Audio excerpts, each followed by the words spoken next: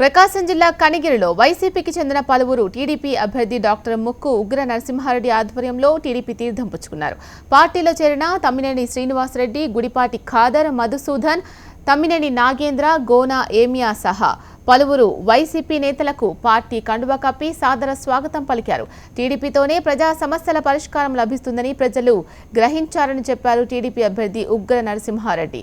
రానున్న ఎన్నికల్లో టీడీపీ తప్పక విజయం సాధిస్తుందని ఆశాభావం వ్యక్తం చేశారు.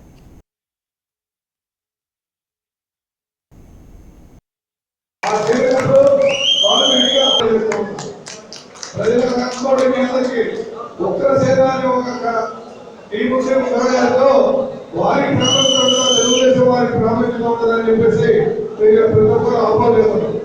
ఇది ప్రతిపక్షాల కుట్ర తప్ప ఉగ్ర సేన అనేది ఒక సేవా కార్యక్రమాలు చేసే ఒక సంస్థని మీ అందరికీ తెలియజేస్తా ఉన్నా. అంతే తప్ప తెలుగుదేశం పార్టీలో ఎప్పుడైతే కార్యకర్తలు ఎవరిలో విస్మరించినా డ్రైవర్ తీసేసిన 2 నిమిషాలు పడుతుందని కూడా మీ అందరికీ నేను తెలియజేస్తున్నా. పార్టీ ద్రోహం చేస్తే చంద్రబాబు వారు ఎప్పుడు క్రమశిక్షణ కలిగిన వాళ్ళు చూసే మేము